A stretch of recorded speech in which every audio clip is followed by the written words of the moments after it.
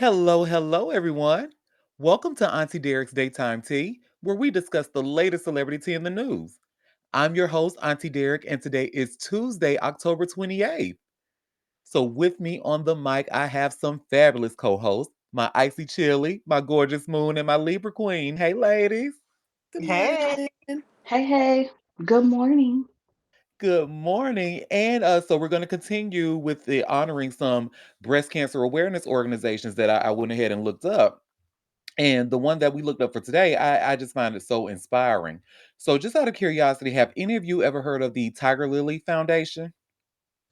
No. I have not. Well, we're about to hear about it today, honey. The founder of this has such an inspiring story.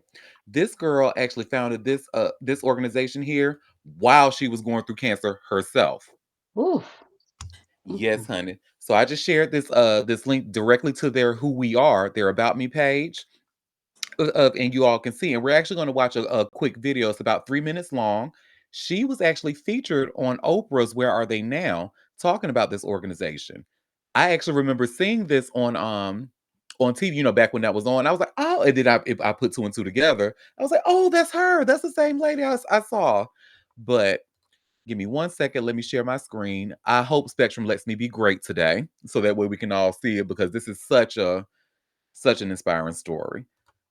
So give me 1 second. Oh, look at this pretty pink. Yes. You see, their mission is to educate, advocate for, empower, and support young women before, during, and after cancer. So let me go ahead and play this video here.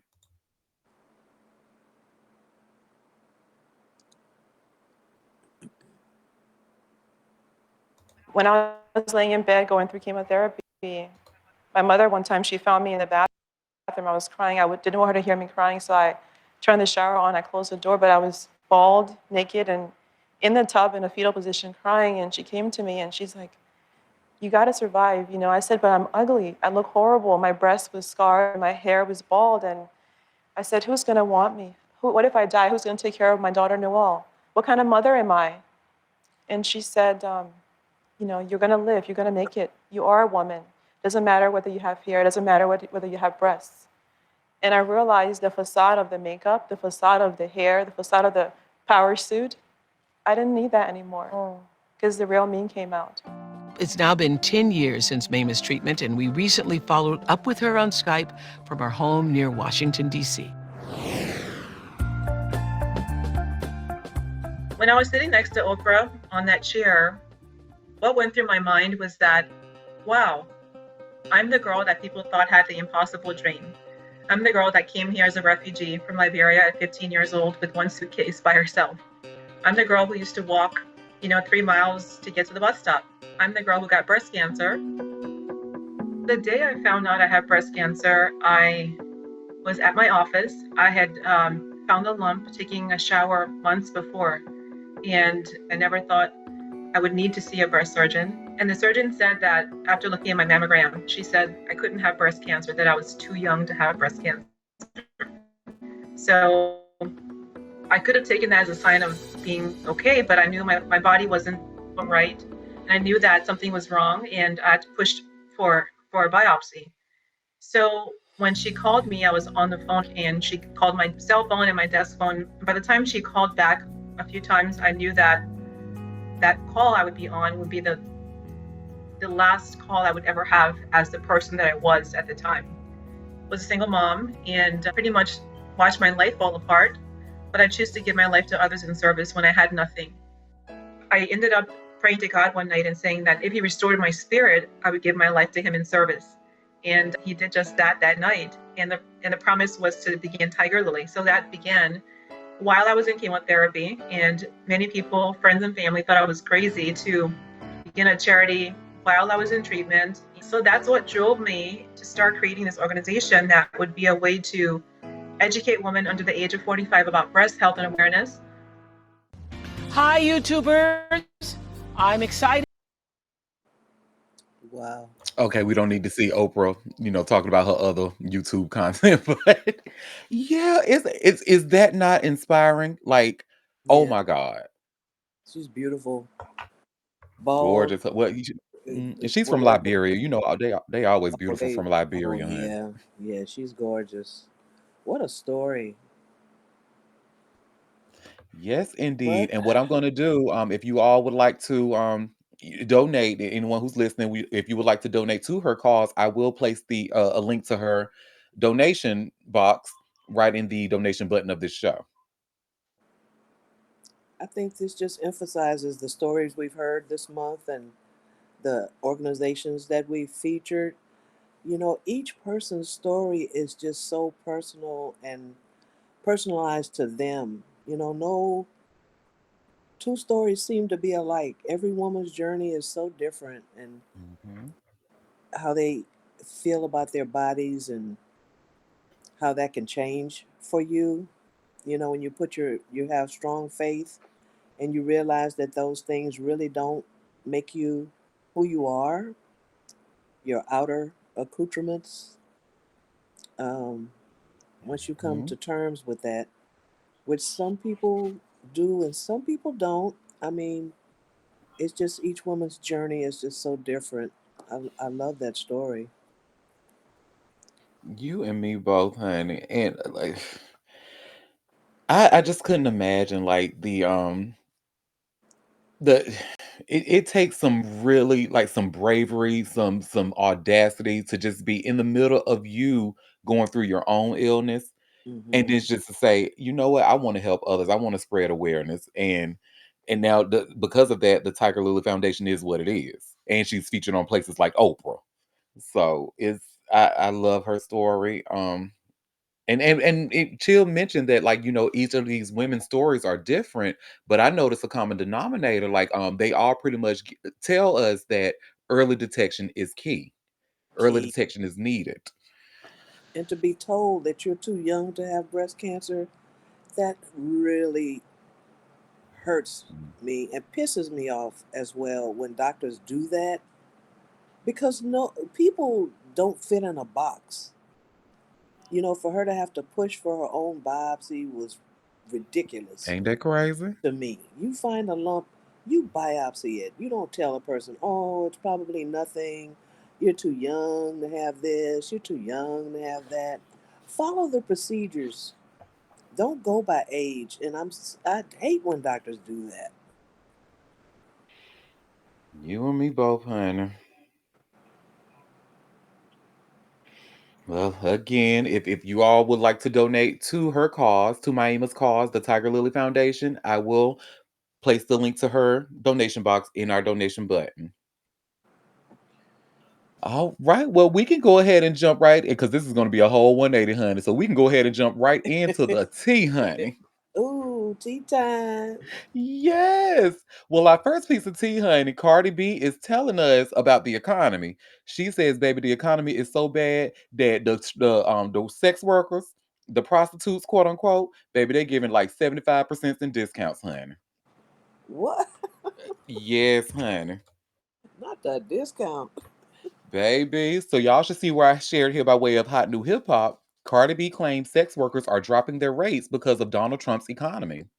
Mm, And I just have to say now, even though I've said on this show I'm not a fan of her and her music like that, when it comes to her speaking about like politics and Donald Trump, she's usually on the right side of the fight when it comes to that. So I certainly appreciate that.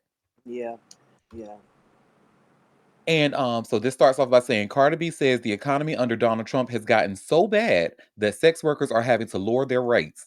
She vented about the state of the country during a live stream on Instagram over the weekend, as caught by Complex. You know how you know the economy is bad? Because not even the prostitutes are getting fly. Where have you seen a hoe with a good Chanel bag? She said. Bitches was buying Chanel bags like they was fucking female rappers. Where have you seen a bitch with a chain with her name on it, huh? Where have you seen a bitch pop out with a fucking good Birkin? Even the prostitutes are going through it. The hoes was selling pussy for $10,000. Now the bitches is going for 2,500 because the fucking economy is bad. From there, she turned her attention to Donald Trump and his supporters. Donald Trump was never for y'all poor motherfuckers, she said. Donald Trump was never for the poor people, for the white poors, for the black poors, for the Spanish poors, for the Asians, for the Indians. He don't give a fuck about none of y'all motherfuckers. When I talk about poor, I'm not only talking about poor people under the poverty line. To him, even millionaires are poor. He Wake don't it give a up. fuck. He don't even give a fuck about the millionaires like me neither. Carter concluded by bringing up a viral clip of her mispronouncing Trump's name. These are the type of things I was trying to tell y'all when I was talking about the Trump administration, but all y'all cared about was me saying Trump, she said. Mm. It's far from the first time Carter has spoken about the political climate. She previously endorsed Kamala Harris during the 2024 presidential election, even speaking at one of her rallies. Earlier this month, she blasted the Donald Trump administration for cutting $186 billion from the Supplemental Nutrition Assistance Program, better known as SNAP. Yeah, I'm glad she's doing it, honey. Somebody got to talk. Somebody got to speak truth to power. Well, she So, definitely telling the truth. He don't care what color you are. If you ain't ultra rich like him and his cronies, he really don't. He really don't care. He doesn't mm-mm. care about any of our welfare.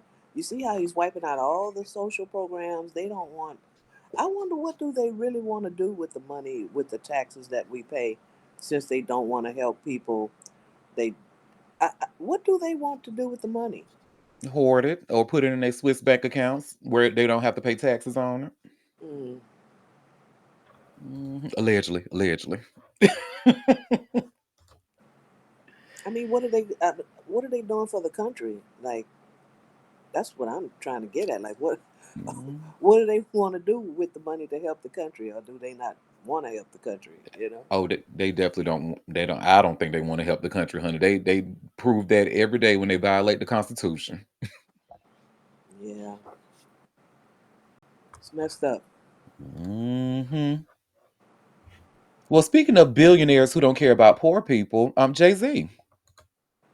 So Jay Z actually defend. I'm sorry, I should say allegedly, but Jay Z actually defended Bad Bunny.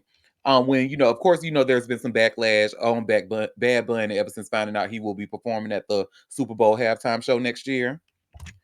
So they caught up with Jay Z. He was coming out. TMZ caught up with him, and you should see where it says Jay Z defends Bad Bunny Super Bowl halftime show pick. So we're just gonna watch a quick video of him in that Basquiat wig, honey, coming out signing autographs. And let me share my screen. Not too much on Sean Carter. Listen, him and that Basquiat wig get on my last nerve, honey. I can't take it no more. Cut that shit off. Just Oh, like but let's see this what he has get to on say. my nerves. Hmm. That's fair. That's fair. Leave Jay That's Z alone. fair. I Man. understand. Him and his Basquiat wig. Get off of him. Yep. Well, let's see what he has to say to TMZ about Bad Bunny. Carter, how are you? So we gotta talk Bad Bunny. I don't want to talk about nothing. Oh my goodness, not even Bad Bunny. Why are people hating on him? They love him. Don't let them fool you. I love that. So we gotta ask you, what are the Super Bowl predictions, Mr. Carter? Do you have any? So how did the combo go? Like, was Bad Bunny like super surprised? Was he like Jay didn't get nothing? Well, how did you even pick I Bad ain't got Bunny? nothing for you. I don't want to disrespect you. No, But, it's okay, everybody- sir. okay. You were nice last time I got Yeah, here. I don't want to disrespect you, but I ain't got no scoops for you. Not okay. Yeah. I love you though. Keep doing your thing. I appreciate you. look at the drink. Thanks, Jay. I appreciate you. Ciao. Thank you. Give it to them. I'll pick it up next time. Thank you. Thanks, Jay. Have a good night. Jay say, go talk to somebody else. Go get somebody else to do it. But in the middle of all that, he did say like they love him. Don't let them fool you. He In did regards say, to Bad Bunny, and he's right. That man Bad Bunny has a massive following. Now, just because some of us don't know who he is, and we may not be the demographic for his music, wasn't he able to shut down? Like he stood on top of some kind of a building and shut the street down or some shit like that. I think So. a lot of people know who he is, even though we don't listen to his music. I mean, we've heard of him. We know Mhm. he's really famous, even though he may not be our particular artist. I don't. If I had to name a Bad Bunny song under gunpoint, I would be shot. But I know Okay. who he is. I'm not mad he's gonna be featured at the Super Bowl. I don't care. Me either, child. I'm glad. I'm happy for him. Really. Really. Well, and you know what? Moving forward, I would leave his. I would only talk about his Jay Z's Basquiat wig in private. I won't talk about it in a public setting. Thank you. I appreciate you. Okay. Cause I ain't gonna, y'all. I just gotta say one more thing. That wig get on my damn nerves. Like, Listen, listen, and Let- your man get on ours. So, right. Let that be the last thing you say about Jay Z. okay. Okay.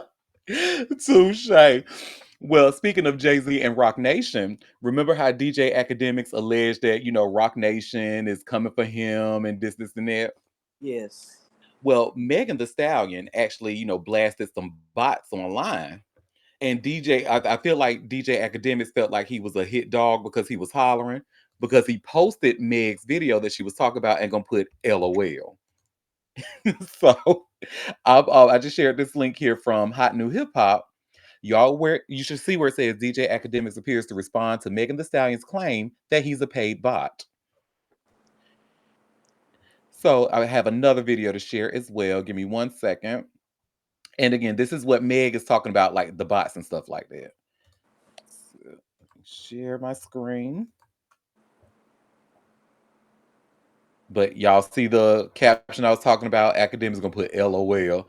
Like, nigga, you laughing, but are you getting the message? Why you laughing? The inner why. A real hottie, okay? When I do peep online and see what y'all doing, I feel like y'all get so easily riled up and easily discouraged when y'all know people get paid to talk crazy about me. Like, don't it seem a little weird, like how overwhelming a lot of Megan Thee Stallion hate seem? Like, that don't seem right, do it? It's not, because people are getting paid to do this. These are bots. These are paid people. Like, if you scroll through some of these people's tweets, it'd be a man that been tweeting about sports for 8 years. Now all of a sudden, he just hate Megan Thee Stallion. These people are getting paid to do this. Stop listening to them. Bitch, they time up. Like, what is it even to hate on? I don't be doing that. I be in the house with my man, with my dogs, watching anime at the studio.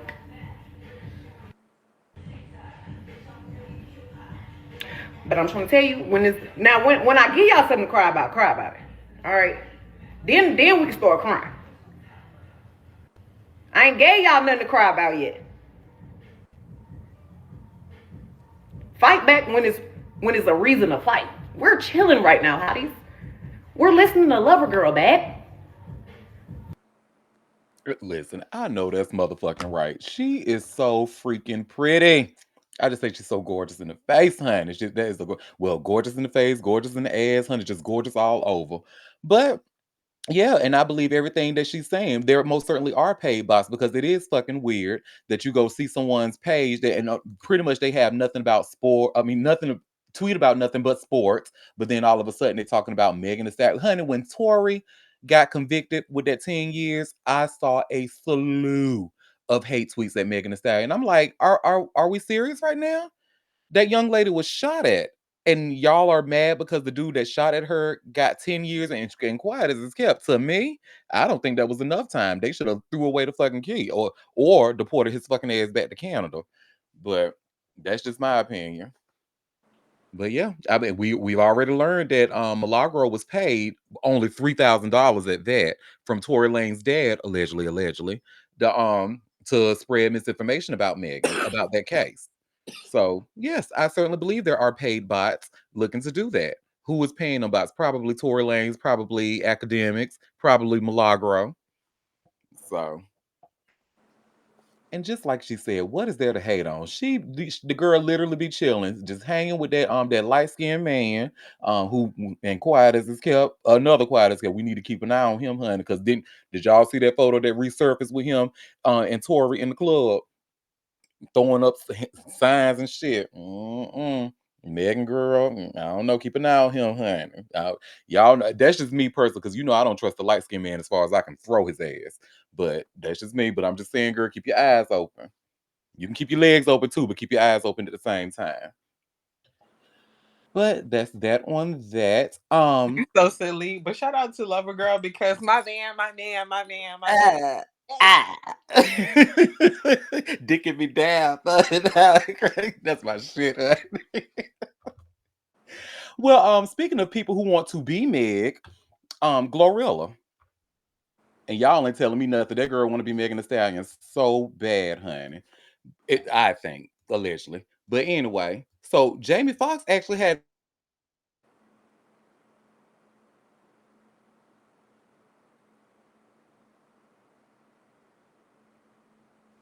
Oh no.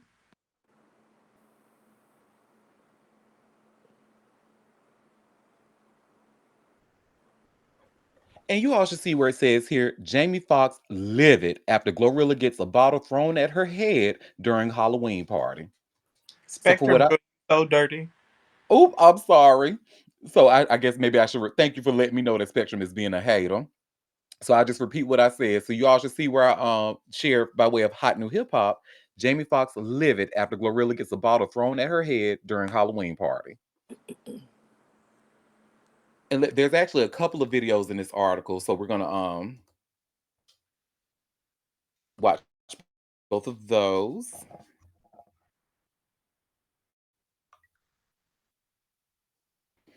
Let me see. Let me see. Let me go down to it first. Trying to find the first video. I think this is it that's loading. Well, yep, here it is. So the video that we're gonna watch first is Glorilla actually cussing these people out that threw that bottle at her. So let me play that. Now we're gonna go all the way over. Hey, I don't care how young you is, you'll get your ass beat for that time on this motherfucking stage. Get your motherfucking ass beat. I like you got some sense. Don't come back on this motherfucking stage, and my people gonna come beat the shit out you. I don't care how young you is. Oh, y'all heard that, baby. You know it, and I believe every word she's saying because the girl is from Memphis, and you know they don't play. She said, "Throw something else on this stage, and my people gonna come out and beat the fuck out of y'all." I know because why? First of all, the shit was free, and y'all said this girl taking time out of her busy ass schedule to come and perform for free for y'all at this Halloween party. Somebody want to be ignorant enough to throw a fucking bottle at her on stage. Well, Jamie Foxx was not having this, honey. He got on stage, he got on that mic, and he had some words. So let's see what he has to say about it.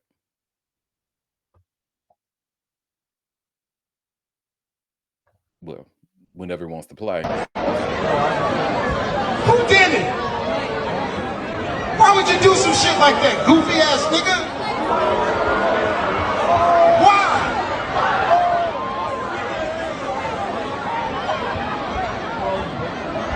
God damn!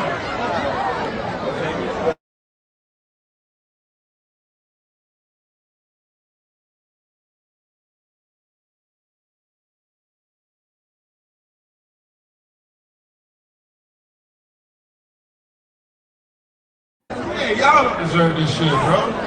That's fucked up, bro.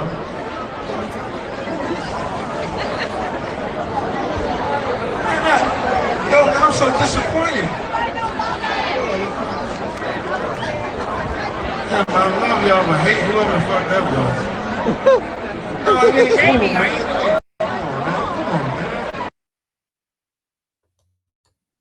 Well, he said, "I love you, but I hate who the fuck that was." And that was there's actually two videos, but I think pretty much the second one pretty much had the same energy as the first one. So I really don't need to really share the second one like that. But you pretty much get the gist of it. Jamie Foxx was pissed at that, and he said, like, this was a free event. Who the hell did it? Like, y'all crazy as hell. What the hell is you throwing bottles at people for while they on stage? Well, I said, Libra Queen, go ahead, bro.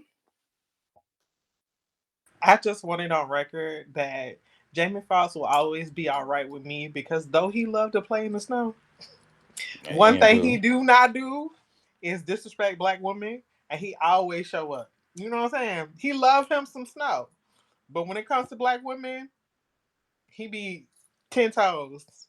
Respect to him. Yeah. Well, with the exception of that one girl who he allegedly sexually assaulted, and when he told her the one he said on that rooftop party where she accused him of sexually assaulting her and telling her she looked like Gabrielle Union. And the crazy thing is that actually happened. What almost I think like 2 years ago, and I don't think we haven't really heard much about that. So that leads me to believe that either the case is still ongoing or they've settled privately.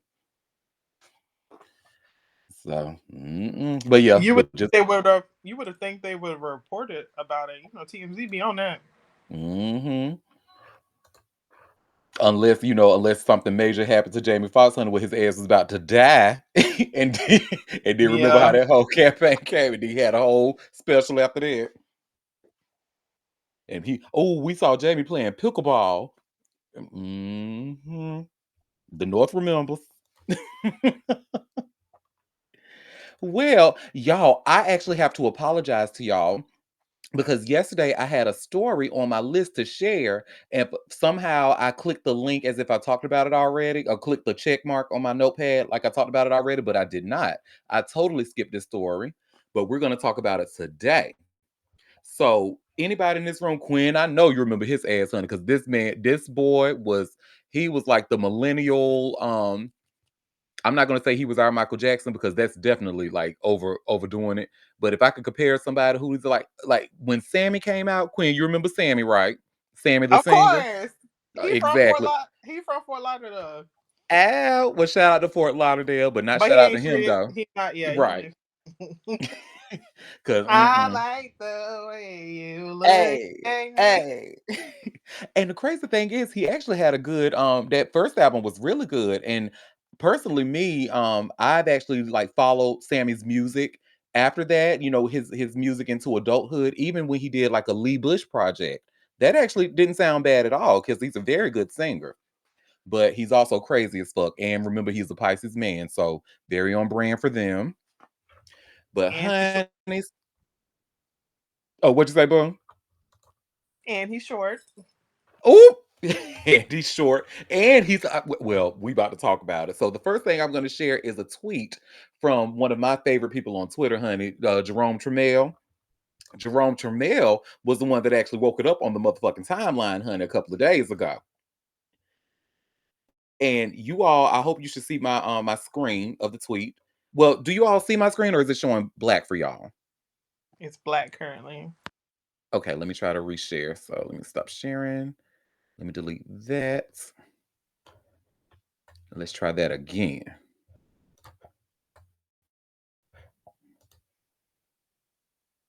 There we go. Okay. So you all should see where it says here from Jerome. Wait, so R&B Secret Sammy was in jail one weekend ago for allegedly beating his girlfriend in front of their child. The charges are cruelty to women. Excuse me, I'm sorry, cruelty to children with a third-degree witness, and battery, family violence. This is the mugshot here. Chill. You see that asymmetry, girl, all through that motherfucker. Yep. And then these are a screenshot of the charges. So, where then where people couldn't get past was the fact that he was 5'8" and 135 pounds. Somebody even said, "Well, why she ain't fleeing that nigga like dental floss?" And I hate to laugh, but that shit had me on the floor. But And they so say you he's see, 5'8". I've seen him in person. That's so that 5'8" is a lie.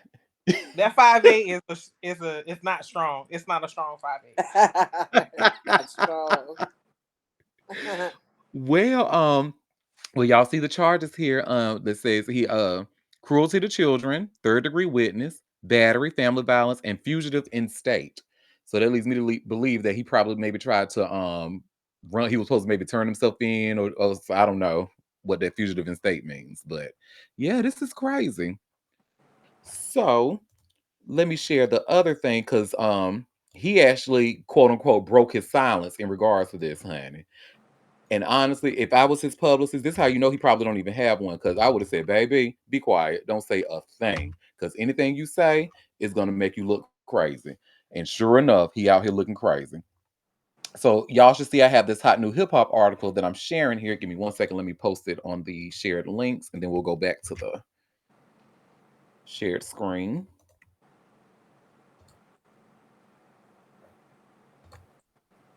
All right, and you all should see where it says here, Sammy finally breaks silence on child abuse arrest. And I'm just actually going to go to his Instagram Instagram post that he shared. They have a screenshot of that. Let me see if I can find it. Here it is. So you see he posted a picture of the daughter and like he trying to embrace her, honey. Niggas always want to run to the children or to God, honey, when they be abusers. But anyway, you see the caption: One Music Fest with my brothers. Thank y'all, One Music Fest for having us. Big Sam, Papa, hashtag Young Lion, hashtag. I guess the SA stands for South Africa, but it should stands for sexual assault, honey, based off the information we anyway. So here are the pictures. Him performing. Like I said, he's a damn good singer, honey, but he crazy as shit, batshit crazy. And what I have for y'all as well, I have a TikTok that he decided that it was a good idea to make. So let me share that with y'all as well. And remember how I just said when niggas get accused of abuse or when we find out that niggas are abusers, they either run, try to take pictures of them with the kids trying to appear to be a good father, or they run to the church. And this is let's see this from his TikTok. Let's see what he has to say about things. I saw this and I was like, where is his publicist?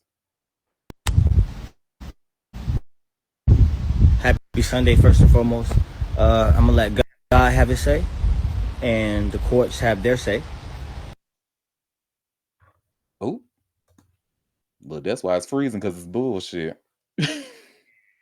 And the truth shall set you free. Love. I appreciate y'all. Thank y'all for the concerns. Love. Happy Sunday, first and foremost. I'm gonna let God have his say, and the courts have their say. And the truth shall set you free. Love. I appreciate y'all. Thank y'all for the concerns. Love. What proof, babe? Because the proof that we saw showed that girl all battered and bruised up. So, Amara. Amara.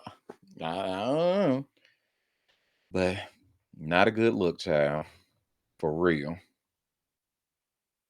And what else is not a good look? And I actually hate to talk about this next story. When I tell y'all I'm so disappointed in Halle Bailey, like she's my little sister or something. Like, girl, oh my God. I Yeah, let's talk. I hate to even talk about this, but I have this TMZ article, and you all should see where it says here DDG and Halle Bailey drop domestic violence restraining orders and they reach a custody plan. Pretty much feeding right into that narcissist and giving him what he wants. But anyway. So it appears the olive branch DDG extended to Halle Bailey earlier this month may be working because they both agreed to drop their domestic violence order request against one another. In a new stipulation filed by the parties and signed off on by the judge, the exes worked out temporary custody issues for their 1-year-old, Halo, while agreeing to dismiss their respective domestic violence restraining order requests. They each reserve the right to resurrect the DV claims in the event of any future incident of abuse. But it's a start to show they're trying to move past their differences. And let's put a note in that word differences, and we'll talk about that after I read this article. Anyway, as for custody, they've worked out a temporary arrangement that gives DDG custody on Wednesdays and certain weekends. The pair, who broke up in October 2024, even worked out a holiday schedule with the first on the list being Halloween. So it looks like Halo may get to go trick or treating with each of his parents. Girl, you know. The new plan is a huge leap for DDG and Hallie, who went from gushing about their love before their little one was born to ripping each other apart in court filings. Oh, and part of the agreement states they can't publicly disparage each other anymore or post Halo on social media, which was another contentious point in their falling out. As we mentioned, DDG made a peace offering to the Little Mermaid star via his song 17 More Years, in which he applauded Hallie's parenting and sang about no longer wishing to fight. And it appears DDG is getting exactly what he asked for. And we couldn't be happier for the pair. We couldn't be happier for the pair for turning things around. Girl, TMZ, y'all can get out my face with this bullshit, honey. I don't know what y'all trying to do. And let's go back to that word differences. So what we learned about DDG and Halle Bailey's relationship was not quote unquote differences. He was abusive. He stalked her. What he did, so what we learned, the reports say he chipped her tooth, was pushing her head into the steering wheel when she was when they was discussing the baby and all that.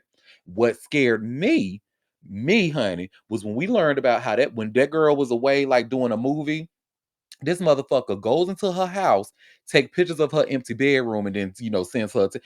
I'm like, are you kidding me, baby? If that's not a red flag to you, I don't know what is, because that to me that scream is more red flags than a parade to me. That shit was crazy, batshit crazy at that. And then I always bring up how he that girl whose name I can never remember, but how she was out having lunch, minding her own business, and posting on her social media, and this motherfucker come up there at the restaurant she was at, smiling and shit. Excuse me, how did you know I was here? Oh, I watched you on social media. Okay, so did everybody else, but everybody else didn't show up like you did.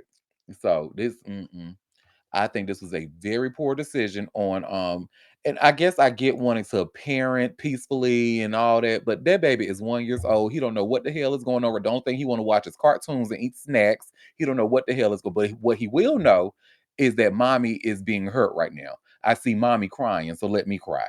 So I don't like this. I think this is very. I don't want to call it irresponsible because it's going to sound like I'm victim blaming, but this is not.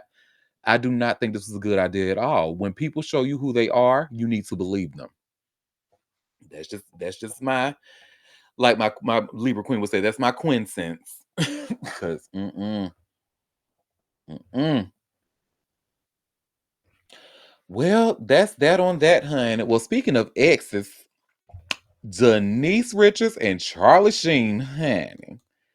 So word on the curb, there may be a possibility that these two might, I don't know, maybe, reconcile, and I don't know, maybe get that old thing back. I don't know. But I say all that because I have this link here from TMZ.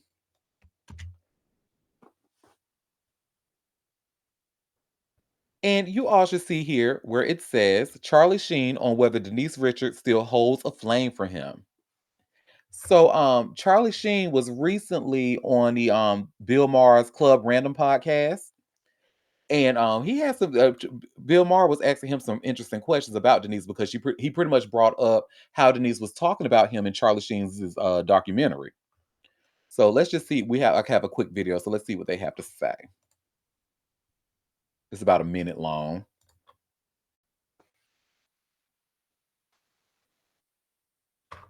Ooh.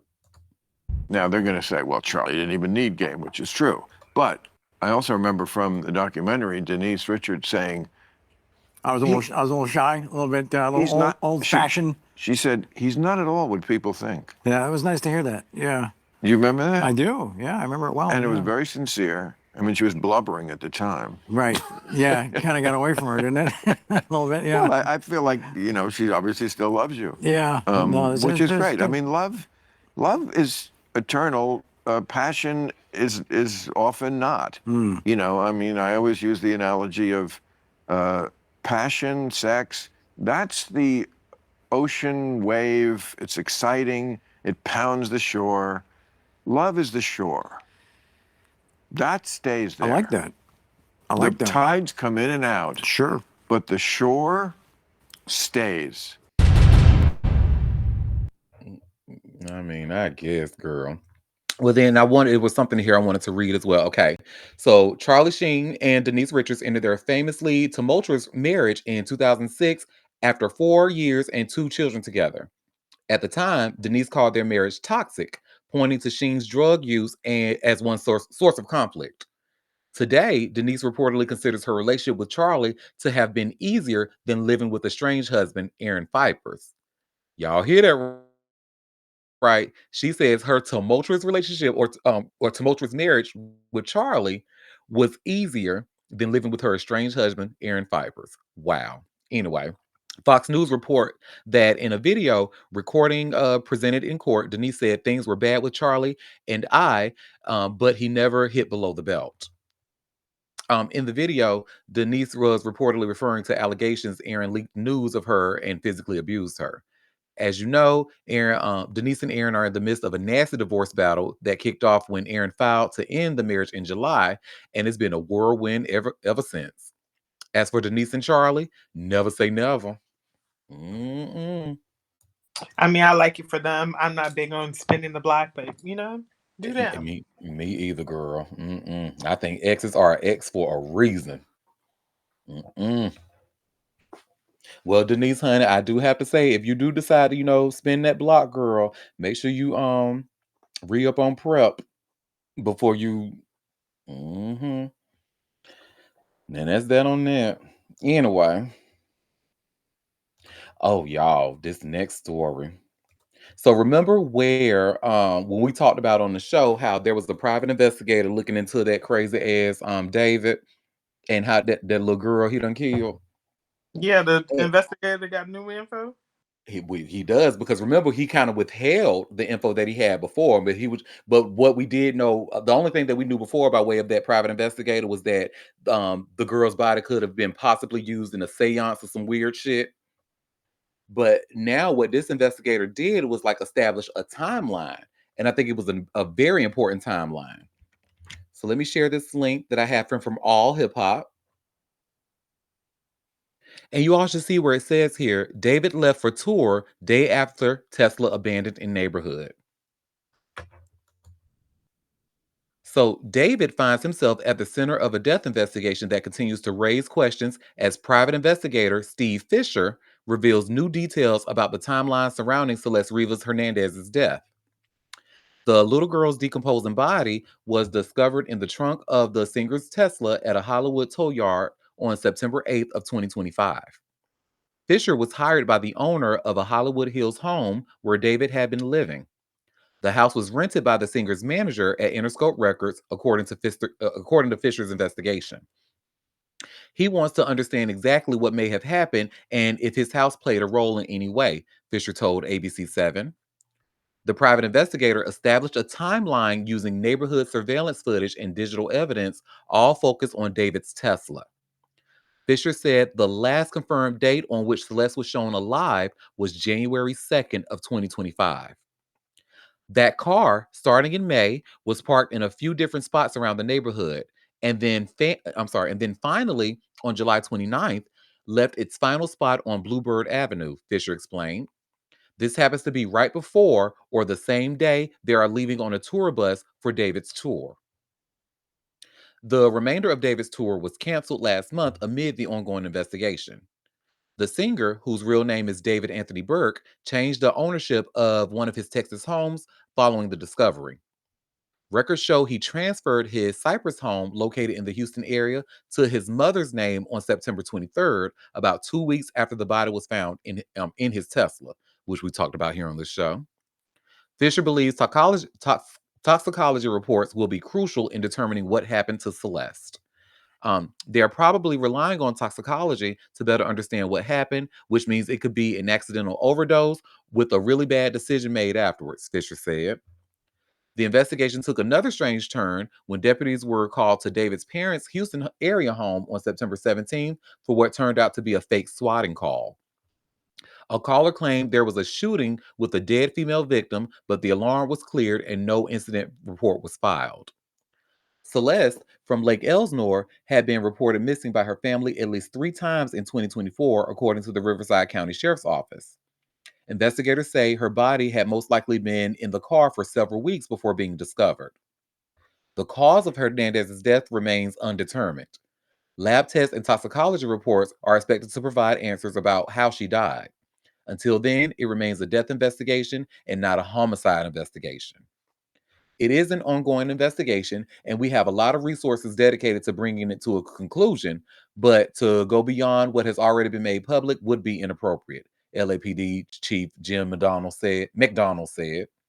No suspects have been named in the case, and no arrests have been made. And you know what? That actually kind of answers some questions I had because I'm like, why don't they have this motherfucker locked up?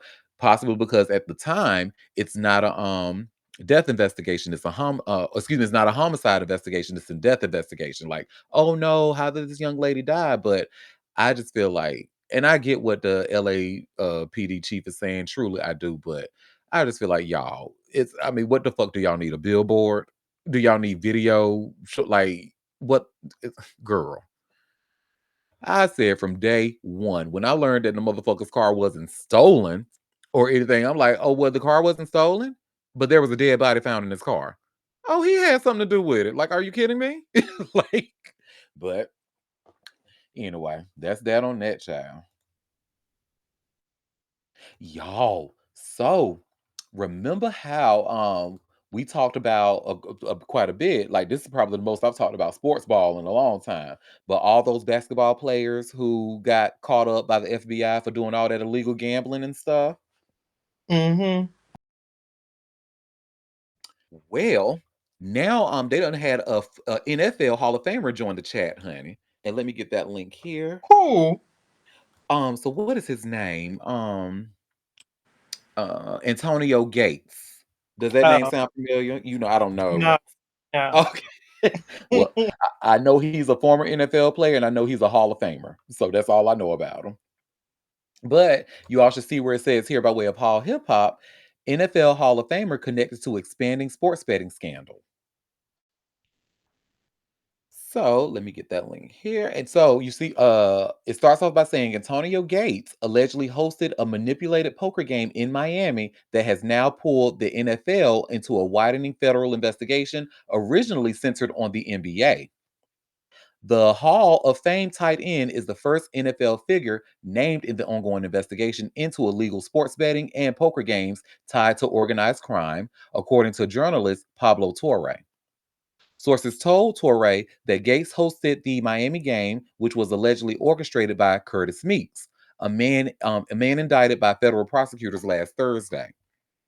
The probe, which has already led to 34 arrests, initially targeted NBA personnel, but now appears to be expanding across professional sports. Earlier this week, the FBI arrested Terry Rozier of the Miami Heat, Chauncey Billups, head coach of the Portland Trail Blazers, and former NBA guard Damon Jones. All three were indicted for their alleged involvement in a gambling ring linked to mob activity. As reported by Torre, the poker game Gates. As reported by Torre, the poker games Gates allegedly hosted was part of the same network of rigged games and illegal betting that federal officials say operated in multiple states.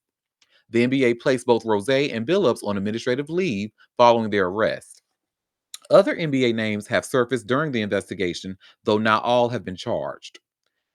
Kevin Garnett reportedly walked out of a 2019 poker game after realizing it wasn't the after party he had expected.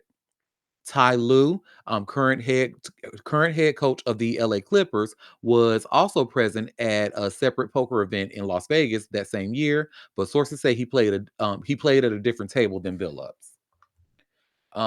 Gates, who was enshrined in the Pro Football Hall of Fame this summer, played 16 seasons with the San Diego Chargers and still holds the NFL record for touchdown receptions by a tight end with 116. Oh, that sounds like he's pretty important. Ow. Anyway, he last played in 2018 and was an 8-time Pro Bowl selection. Federal authorities have not confirmed whether Gates will face charges. The investigation is ongoing as prosecutors continue to assess the full scope of the alleged gambling operation. The Department of Justice announced the 34 arrests on Thursday, signaling that the case is far from over. Mm-mm. Y'all hear that? So if y'all was part of that illegal gambling and them poker games and stuff, y'all look, don't think shit is sweet, honey, because they coming for y'all asses. They just ain't came yet. Jesus. Who are these people up here? Who's who? Girl, don't give me the line. I wanted to know my damn self. Let me see. Because the one on the right is he a little cutie, and the one on the left is who is that? You leave the one on the left for me, then. Well, you got him. Ball out. So, He ain't got no hairline. Jesus. yeah, I'm trying to see who is this that got pictured. First of all, let me look up Antonio Gates and see what he looks like. Right, being the Let me face Google of him. some scandal and not even in it. That's crazy. Right.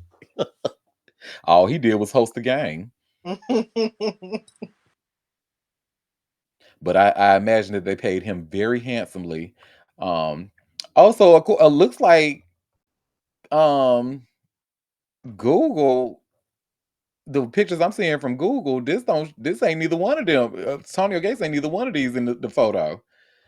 So I'm guessing maybe this is Terry Rose and girl, don't give me. I don't watch sports. Don't give me the line. I don't know who these motherfuckers is. if you're listening and if you can see this, currently on slide 11 of today's show, please inform us who these two motherfuckers are in this picture because we don't know. Please, or you can send it to me on social media or send it to me at auntie@auntiederek.com. Well, well, speaking of NFL, and remember we actually kind of followed this story here, but Paul Pierce. Remember how we talked about how he was and at first I didn't believe him, but then I started to kind of believe him where he was in traffic in the LA traffic. He fell Yeah. asleep and then he was arrested and because police suspected that he was drinking. But he denied that. He said he was not drinking. He just old and tired. Them results But came back. well, I don't even think the results came back, but they have charged him with the DUI. And I have that link by way of TMZ. So you all should see where it says here Paul Pierce charged with DUI. So Paul Pierce has been formally hit with 2 criminal charges stemming from his arrest in Los Angeles early this month, TMZ has learned.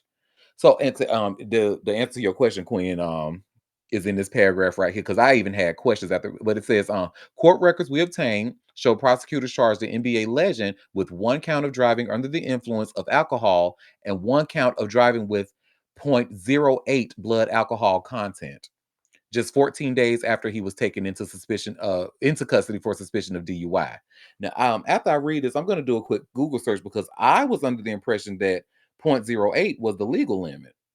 But I'm not a lawyer, so I'll go look that up after this. But anyway, Pierce, you recall, was accused of wrongdoing by cops on October 7th after he had allegedly fallen asleep at the wheel of his Range Rover SUV while in standstill traffic on an LA freeway. The California Highway Patrol claimed once officers approached Pierce for questioning, he exhibited signs of alcohol impairment. Cops told us the former Boston Celtics superstar provided a blood test. Pierce appeared to deny on October 9th that he had been drinking and driving, writing in a statement on Threads, the whole matter stemmed from him being old and tired. Imagine being stuck in traffic. Imagine being stuck in standstill traffic for 45 minutes and falling asleep, he wrote. I took this picture that night because I've never been in a standstill traffic for this long. I'm old, I'm tired, and I fell asleep, he continued. I'm good, y'all. Thanks for the love. Pierce is due in court for arraignment next month. So yeah, let me go do my Googles real quick. So legal blood alcohol level in California. And let's see what pulls up. Oh yeah, his ass was drunk. Okay, so the legal blood alcohol concentration limit for California is 0.08 for drivers 21 years of age and older. So his blood alcohol was hold up, let me make sure before I misspeak. Yep. Oh, yeah, the same. 0.08. So yeah, so based off cuz so if he was at the legal limit, I, I It's don't still at the know. it's still at the discretion of the officer, the arresting officer, because again, your legal limit, right? But if you're legally at your limit and causing some kind of traffic incident, it's like a compounding thing. Kind of like right now, or in some states, if you are on your phone they can't stop you for texting and driving, they can't stop you for being on your phone and not have a headset or whatever.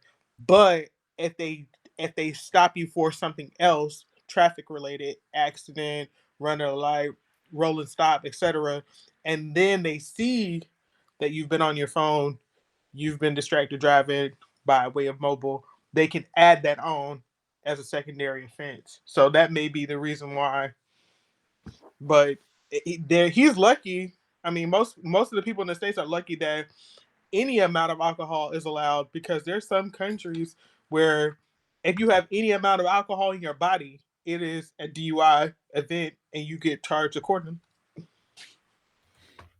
And they need to. I just feel like at this point, right, we just have too many options, too many ride share options. We even got a fucking Waymo, which I'm never going to get in because I don't trust no self-driving car.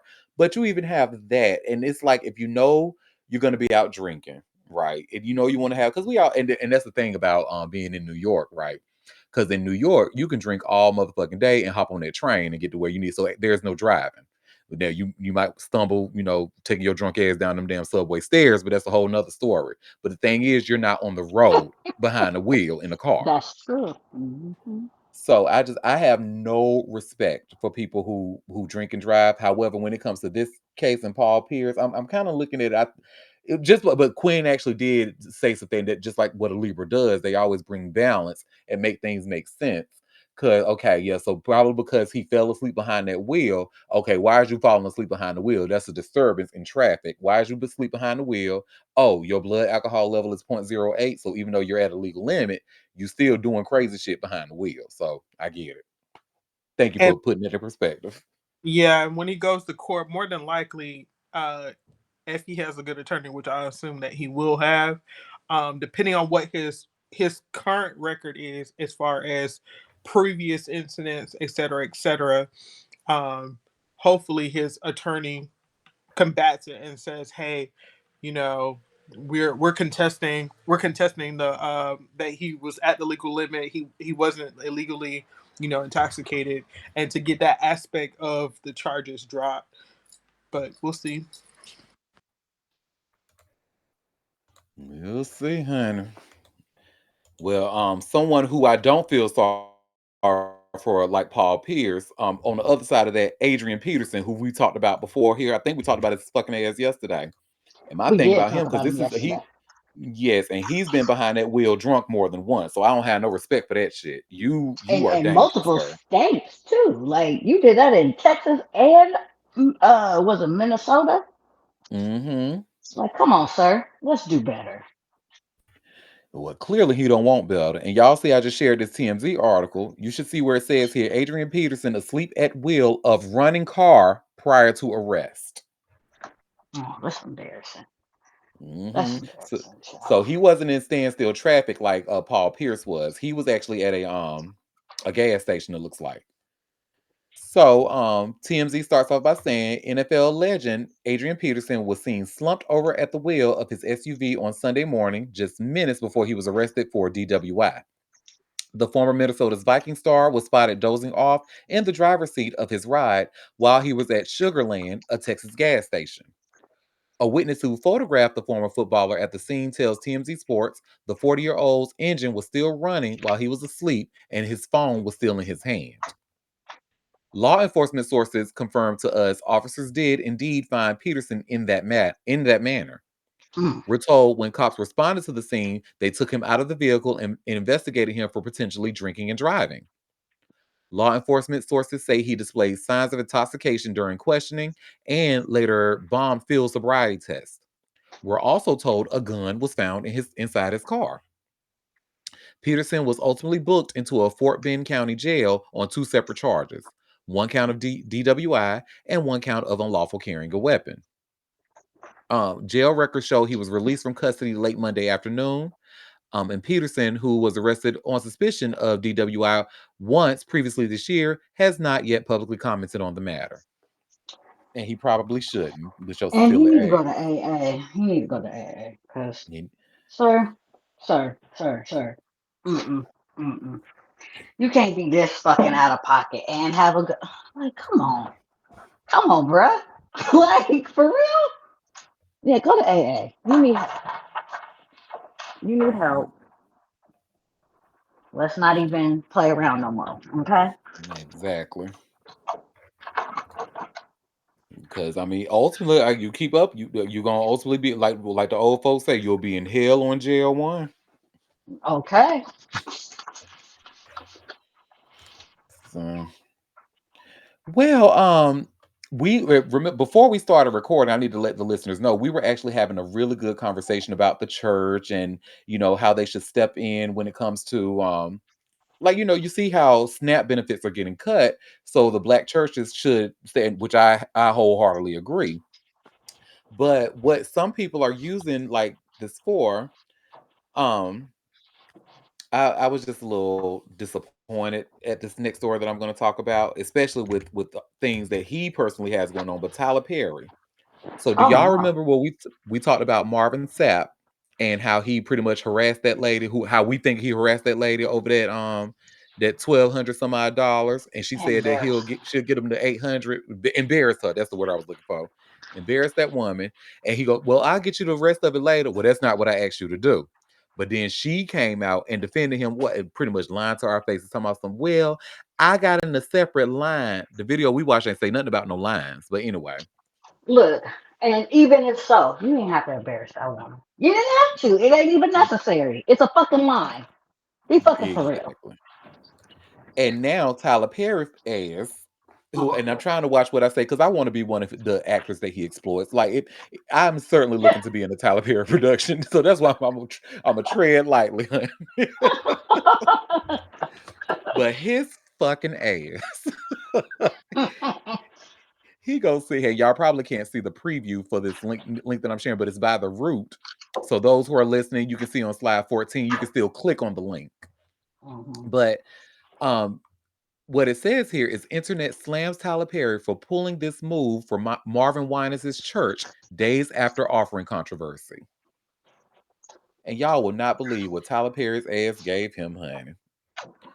So just when you thought the controversy surrounding Bishop Marvin Winans had his, I'm sorry, just when you thought the controversy surrounding Bishop Marvin Winans and his rebuke of a congregant offering was over, Tyler Perry just entered the chat. And as you Wow. could probably suspect, many people online have a whole lot to say about it. As we previously told you, on October 19th, Winans, leader of Perfecting Church in Detroit, held a day of giving in an effort to raise enough funds to finish building the sanctuary. While that's not something out of the ordinary, where things went south was when a woman named Roberta McCoy got up to give her donation of $1,235. That's when the bishop rebuked her and told her that her offering amount wasn't what he asked for in front of the whole church. Both Winans and McCoy would later defend the viral moment, with the latter saying she didn't get rebuked, but rather corrected because she gave out of turn.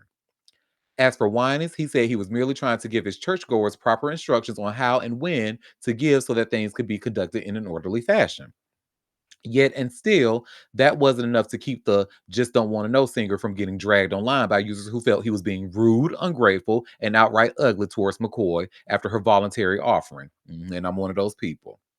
Now, however, it looks like all the bad publicity has done some good based off of a now viral clip from Sunday morning's worship service at Winans' church. In it, he revealed that all because of the hubbub, people from all over began reaching out to see how they could donate. That's when he shared a big Hollywood producer, namely Perry, decided to give a sizable donation. We have received one person called and he said, tell my name. He said, because I know God is in this. Tyler Perry sent $100,000, wine and shared as the rest of the church shouted and danced with glee.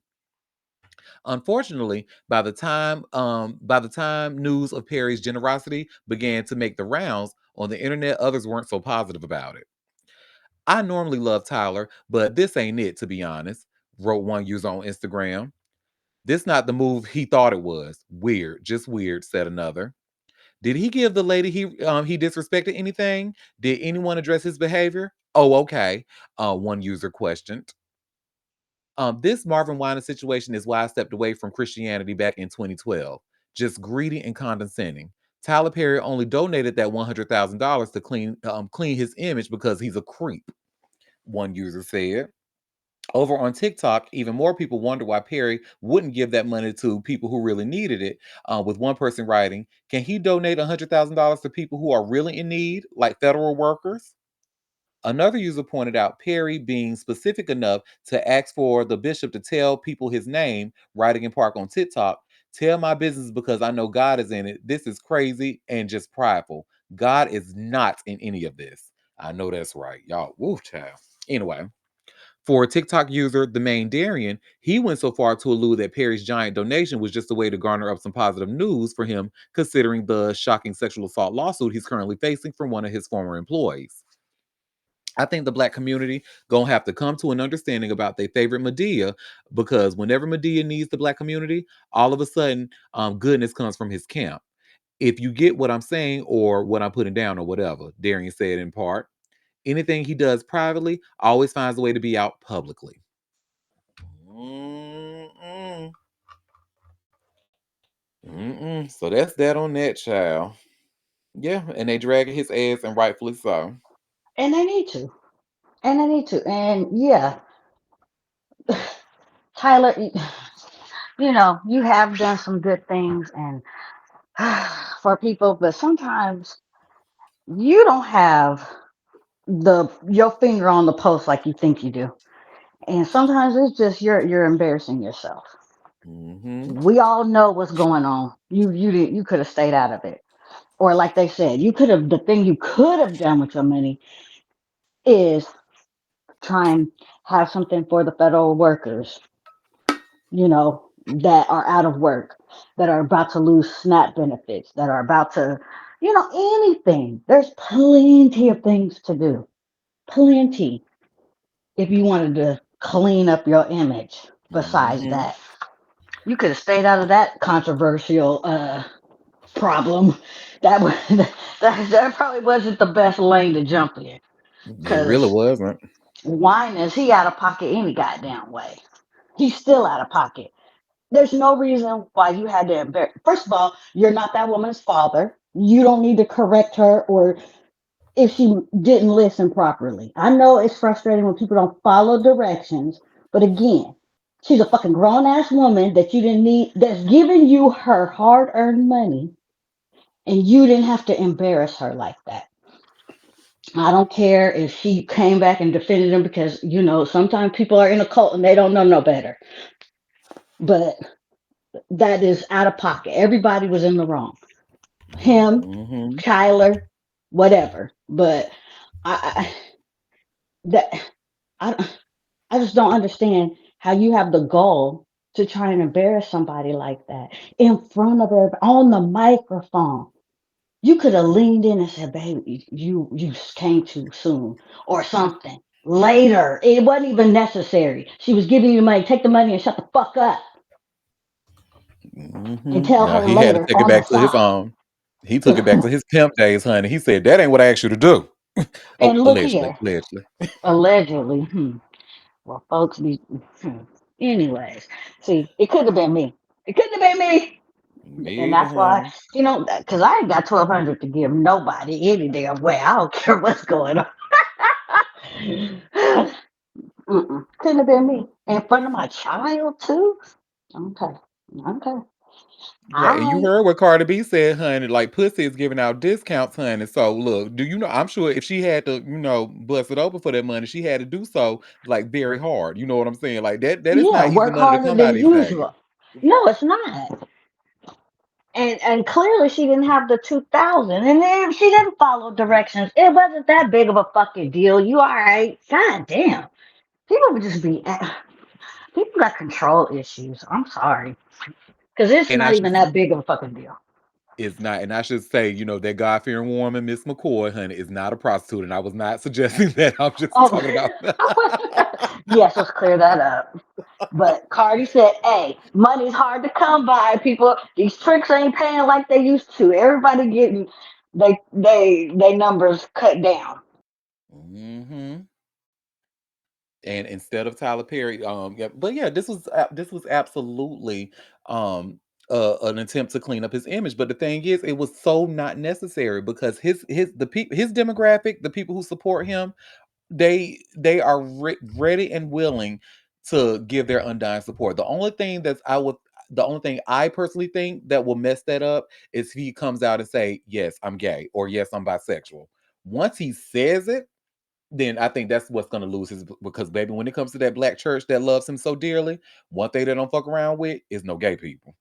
So and no gay shit, or that they don't care if you dressing up like a woman. They don't care if you Medea, honey. They don't care if you twerking with them bad wigs or none of that, honey. But don't you bring no man up in this church. You better have that. That's why you see it not saying knock on wood. I mean, allegedly, but that's why he had that baby boy. You don't see no wife. or anything like that. Or you know what I'm saying? Like, it's just he look. But Didn't when he that have the girlfriend? She did the girlfriend for a little bit. He had a beard for a second. oh yeah, yeah, and that's how quick it was because I totally forgot about it.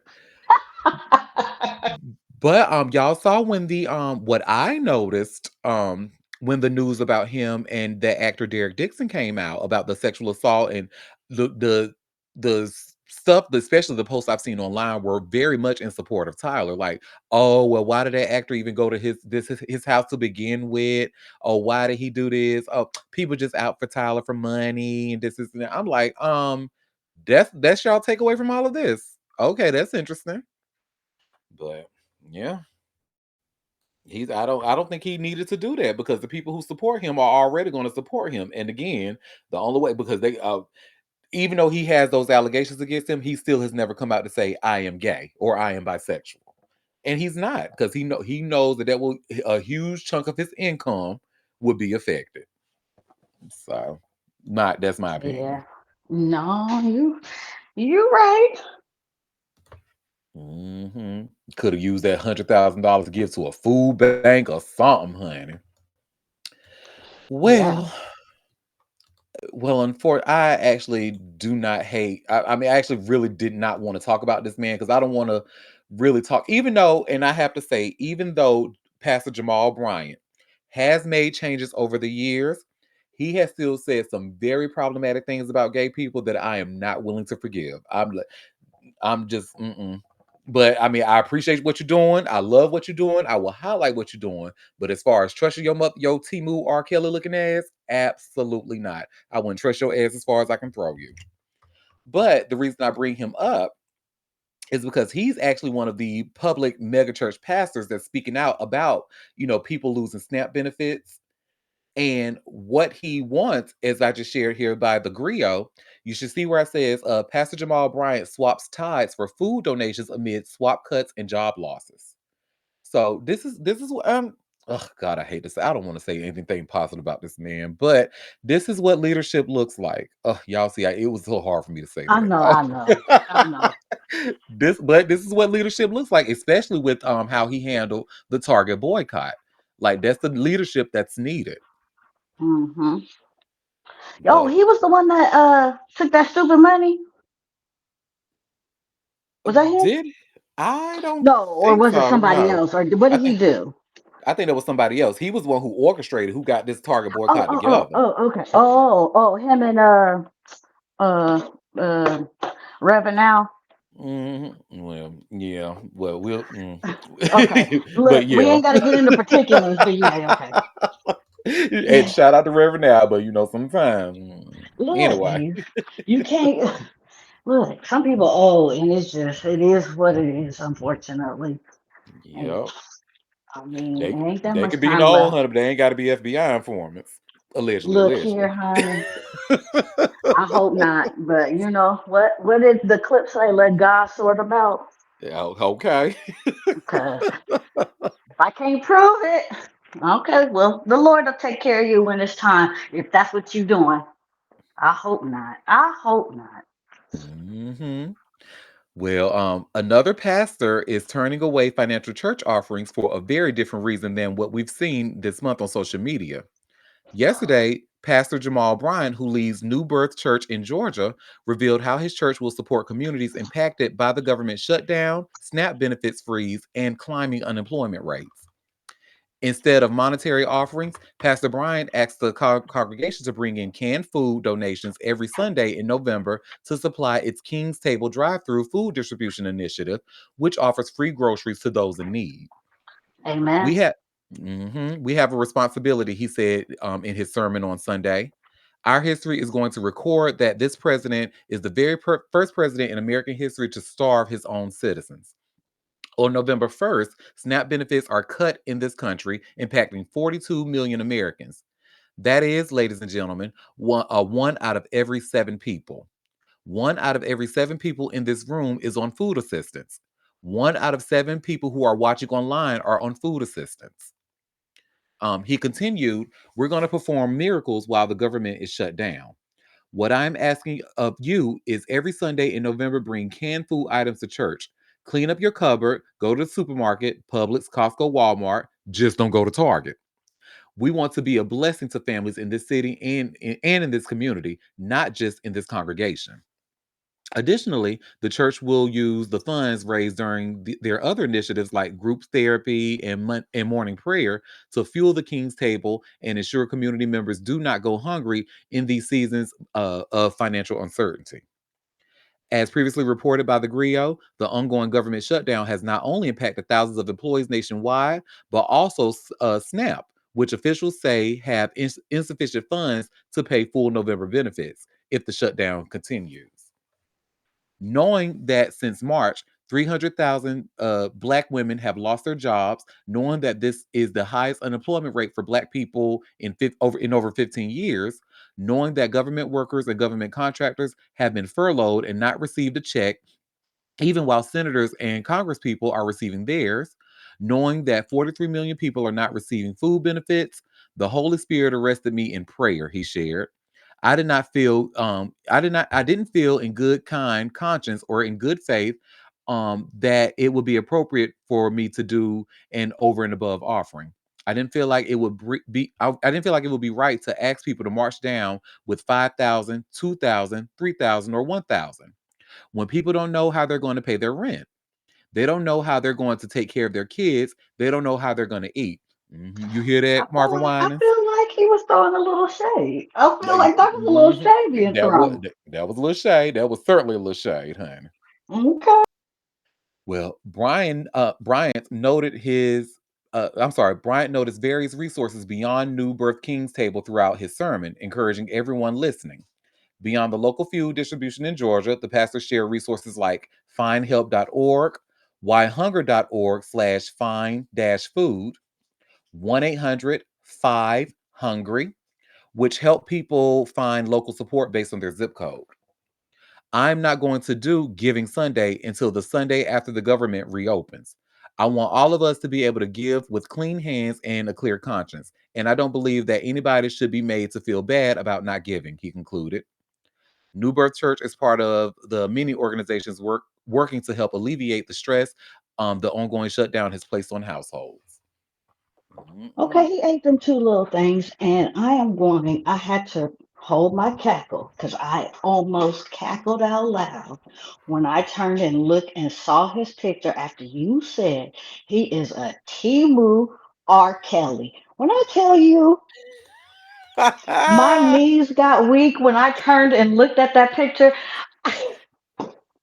the audience would have heard the loudest cackle. I had to go on mute. I said, "Oh my God, If you that order R. Kelly off Temu, honey, and tell him to go host a church, you will have Jamal Bryant. that, that picture is killing me." Amen. Amen. But he threw a little shade. I'm gonna give him. Okay, so he ate three things. I'm gonna give you three. That's a full course meal. Mm-hmm. He ate on the Target.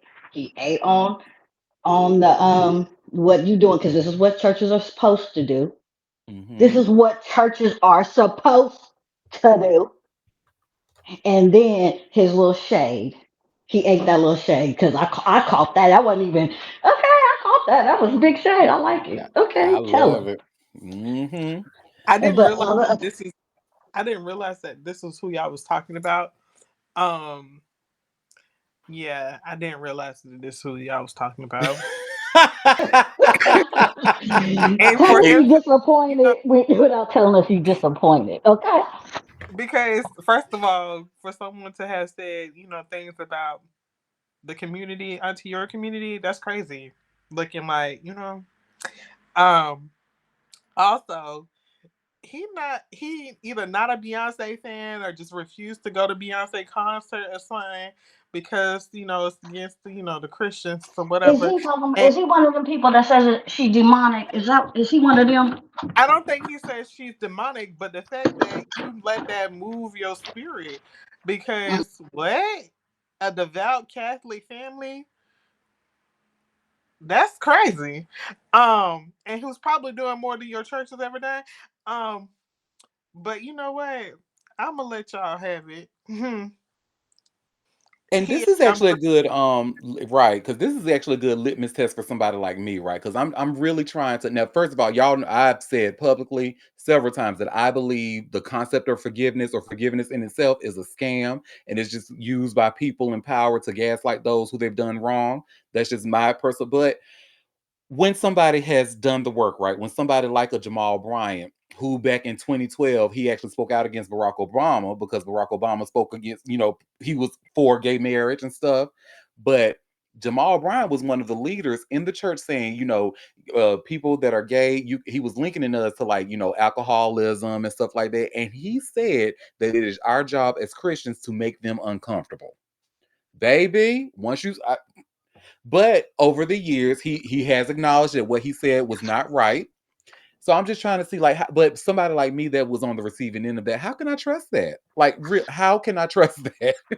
And you don't have to outwardly forgive. Maybe you can forgive him, and through this, like he ate No, them fuck three that little forgiveness things. shit. Well, I, I ain't saying like all the way, but ain't no like way. what I'm saying. Well, like we acknowledge that he ate them three things. That's enough forgiveness, right? That's it. I ain't saying Yeah, there's got to be Is true. that forgive. is that forgiveness though, or is that just acknowledging him being, on Whatever you brand? want to call it. I don't care. Forgiveness, Yeah, acknowledgement. He ate them three things.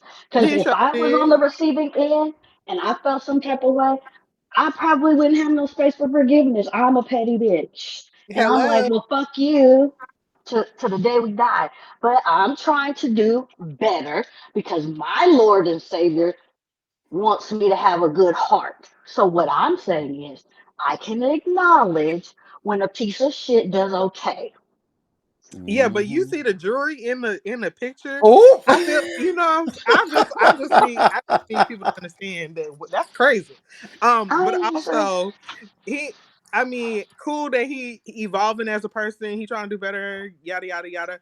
But you're already a flawed ass motherfucker if you don't like gay people and you don't like Beyonce. That's a problem. So look it that's up. a strike. I well, mean, you you know, ate you them. got a few. You know what I'm saying? He ate that 3-course meal, but he had two major strikes against him. So I mean, Yeah, that's yeah, not but I matter. know with you being a card carrying Beehive member, I know the forgiveness Hello. rate is 0.001 over there. So I understand where you coming from. I get it. Cause And the and Beehive, I wanted on record that I'm not a beehiver. I'm an original Destiny's Child her, right? Because Hey, I've been okay, well, here, okay? yeah, well, yeah, however you want to call it, yeah. You I the did my original. ass. You the original I'm Beehive. a child of destiny, yes. Yeah, Hmm. yeah. So you a card carrying member. Like you is about that life. Yes. A child yep. of destiny. Amen. But I just really would like to know all this ice and these look like Cartier frames. You know what I'm saying? I just, I feel like that's at least, the ring, two ring. I feel like that's, a 50 piece. You know what I'm saying? Maybe a hundred Look, K. You know what I'm saying? I he got is a little questions. flashy. He is a little flashy. Again, you But guess what? flashy. But he's doing the right thing about the community. I understand that, but where I need you to look what we going through. I feel like you should, one band, Look, one sound. You yeah, know, okay, tone it okay. down. Let's just say I'm a little more forgiving than Quinn is. Hello, because I'm not.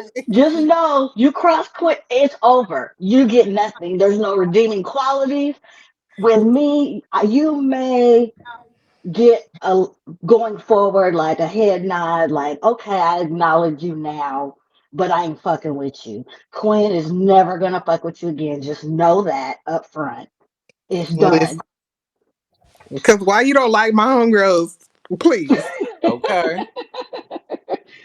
but to the point, this is how pastors, reverends, deacons, preachers, if you call yourself a man, woman of cloth, then you should be of the community when it's in its most dire need.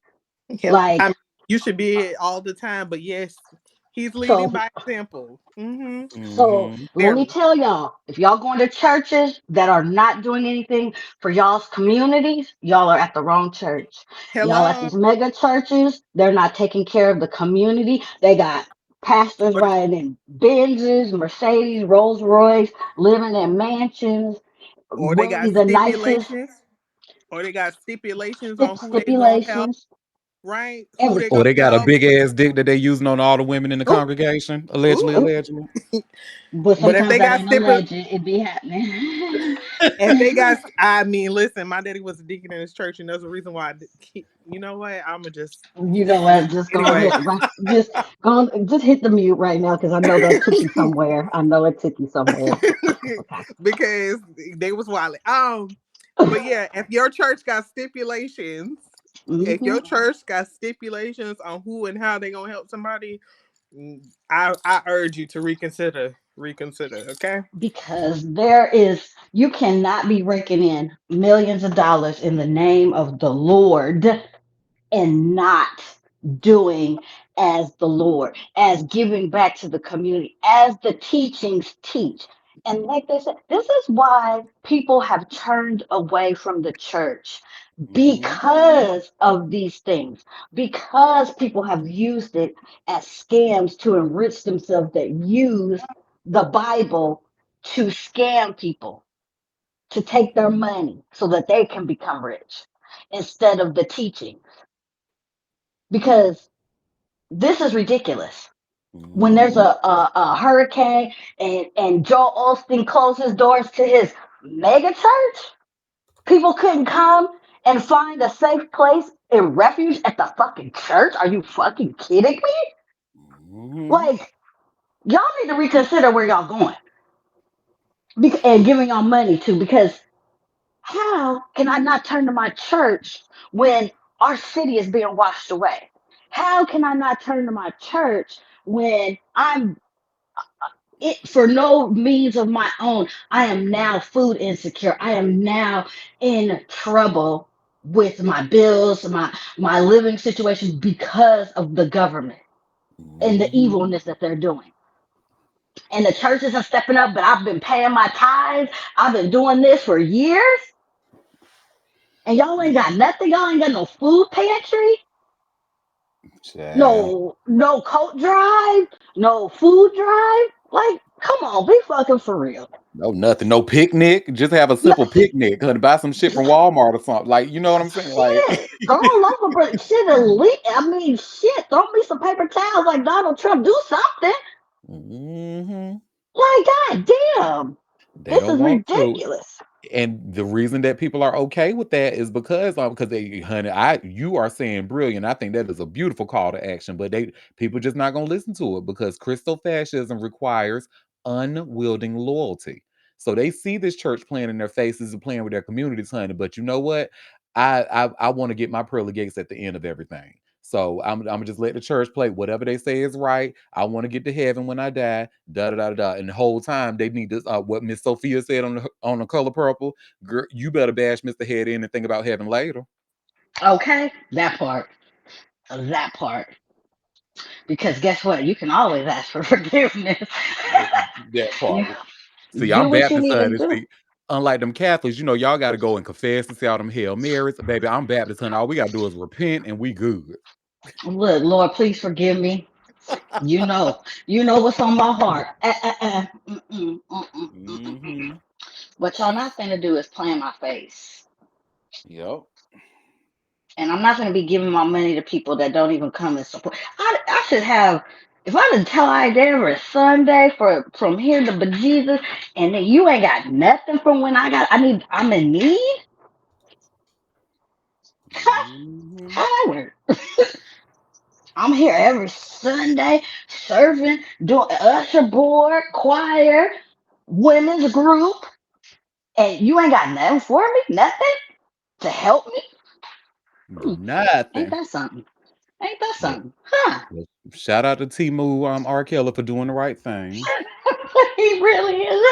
R. Kelly. Oh God. That's funny. Well, y'all, well, speaking of funny, honey, it is funny how Pharrell, my birthday twin, Pharrell Williams, how he thought Uh-oh. he could copy Coogee and everything would be sweet, honey. Look, look, let me tell you, Sister Khalees, now she is a little odd sometimes, but what she been telling us about Pharrell's ass, so Ben, she Ben told her story, so and she baby pretty much said Pharrell Ben Williams. okay, he been on this bullshit. Y'all better stop playing. He been on this bullshit. I see Hmm. it. Well, y'all should see by way of all hip hop. This is an exclusive from them, and it says Pharrell goes to war with Coogee over famous sweater design. Gonna go to war for somebody. What? Ooh, Oh, boy. just He's an when I tell Aries, you, so you know what? Never mind. he really is, and I could call a thing, honey. This was very much Aries audacity because his response is going to blow y'all mind. But so Pharrell Williams and his creative direction at Louis Vuitton have caused a legal dispute with Australian fashion label Coogee, which is accused of lifting the brand's signature knitwear style for the luxury house's fall/winter 2025 menswear collection. The lawsuit alleges that Louis Vuitton, their colorful sweaters and jackets closely resemble Coogie's trademark multicolored textured patterns. Designs famously worn by the Notorious B.I.G. and deeply tied to hip hop culture. Coogee asserts that the collection mirrors its iconic visual identity. In response, Williams and Louis Vuitton say that Coogee is attempting to monopolize an aesthetic, the filing states. You cannot infringe a style and claims that Coogie's design lacks a specific, specificity. That word just kicked my ass. Hmm. I'm sorry. And look, now you just said it like that. Now I can't even come in and help you. That's that's Look, it's beating all our asses. Look, now I don't feel so bad. specificity. There we go. That's all we Specificity. got. He said Coogie's design lacks that required for legal protection under trademark or trade dress law. The motion also points out that Coogie's legal argument is based on a single copyrighted design from a 2014 rag and bone sweater, an artwork registered only earlier this year. Louis Vuitton maintains that its designs are original, incorporating the brand's distinct monogram and demure motifs and structured layouts that differ from Coogie's more organic and asymmetrical knit patterns. The legal confrontation stems from Louis Vuitton's January 21st, 2025 runway show in Paris, where Williams debuted a heavily knit focused menswear line. Online commentary quickly labeled the collection Coogee flavored, a description Coogee now cites as evidence of consumer confusion over the design's origins. Louis Vuitton's legal team dismissed such claims as speculative, calling them press chatter that lacks legal weight. They argue that public commentary doesn't prove deception or misrepresentation. Louis Vuitton also says Coogie's description of its knitwear, colorful threads, intricate textures, and abstract patterns is too vague to be protected. There is no monopoly on multicolored sweaters, their filing states. Coogie's cultural relevance plays a major role in the case. The brand became a staple in hip hop fashion during the 1990s, largely thanks to the notorious B.I.G., who wore the sweaters in music and referenced them in lyrics. The brand's aesthetic became synonymous with luxury and street credibility in rap circles. Williams, who stepped in to his role as Louis Vuitton's men's creative director in 2023, has made a point of blending hip hop influences with high fashion. His legal team argues that drawing inspiration from cultural icons is not the same as copying. The court will now decide whether Coogie's claims are strong enough to move forward or will be dismissed before trial. Baby, y'all know I'm gonna follow this story, honey. I got to see this, baby. But you know, Pharrell done got in trouble for stealing before. Oh, oh, And Marvin Gaye with Robin Thicke. with Robin Thicke, you are absolutely right. You know, this is a Pharrell bag. But also, Khalees told us this he be stealing. He And be then go stealing. steal and say, "Oh well, they trying to monopolize or something." You can't monopolize on a knitwear. Yeah, you can. And Coogee Yeah, did it. yeah. And Coogee been doing this. I mean, even further back. I mean, the rapist was the first one really wearing Coogee and put them on the map anyway in the black community. So if it really wasn't for the rapist, Biggie probably would have never wore it anyway. And I won't say the rapist's name, There but you we all go. know. We We know. all know who the Mhm. first one was that put it in the black community. And so Yeah.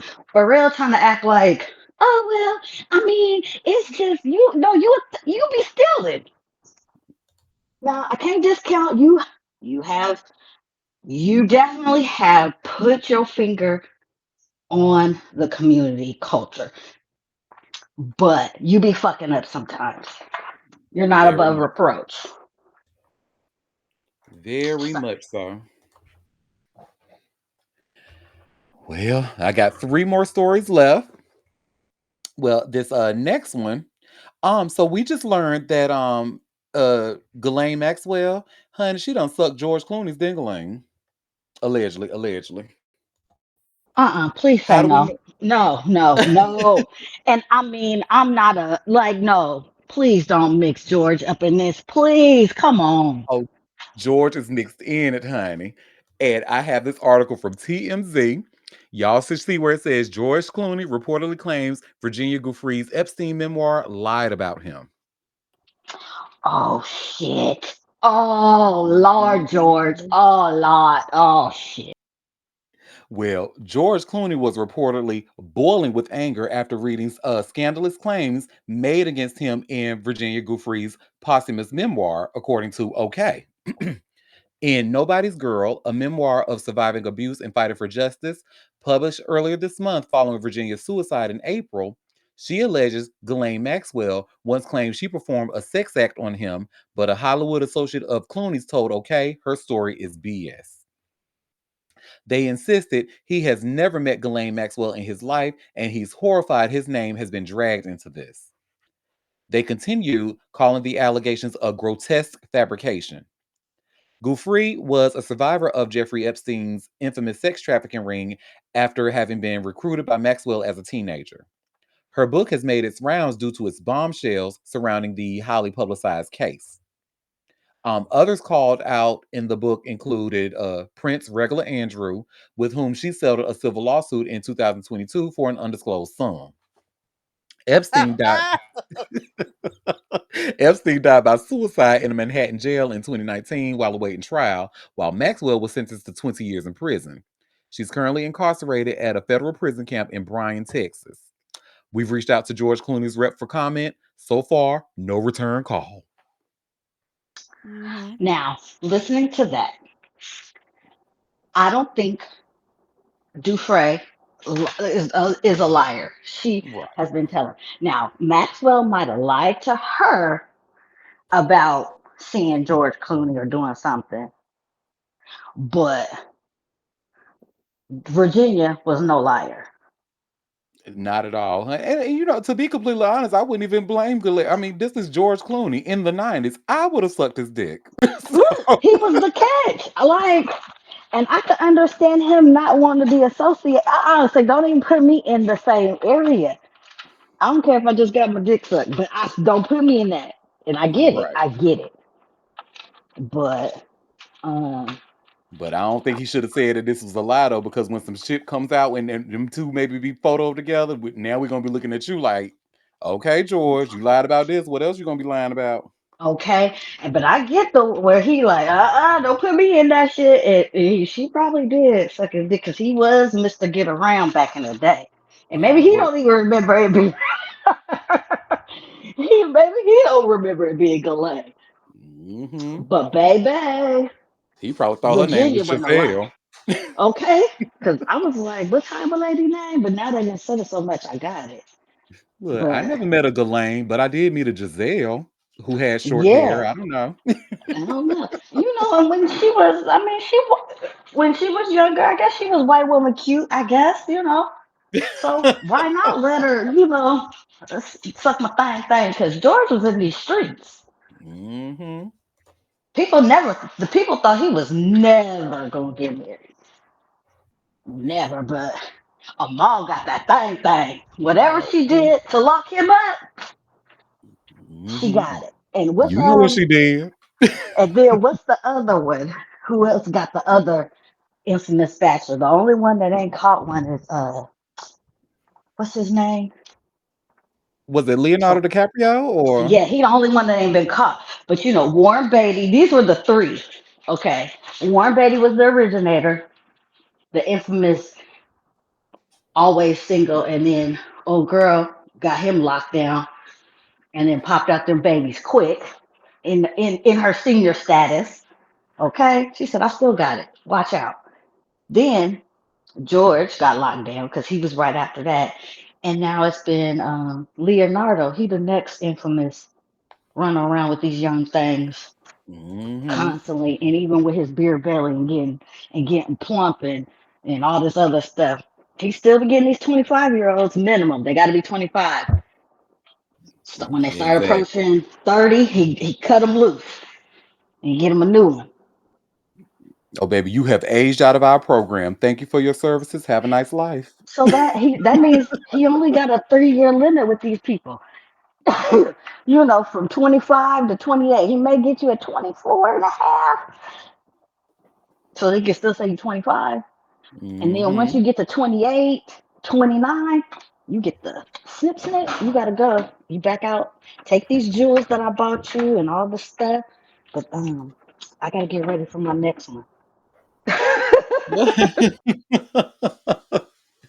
Well, and speaking of, these older men who like to have babies with these or marry and have babies with these younger wives, honey.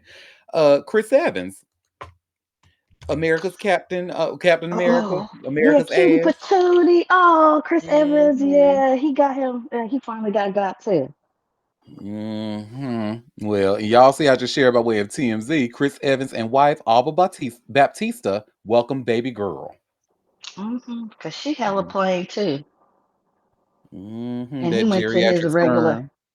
Look here.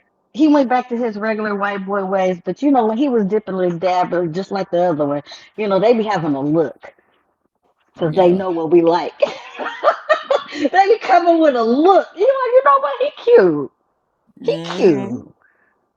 Oh, he might be able to get it. And I have to say, y'all know, like, it's no secret. I love an older man. I am like, anybody my age or younger, don't even look my way, honey. Point me to your uncle or your daddy. However, the difference is with me is that I can't have children. I can't procreate.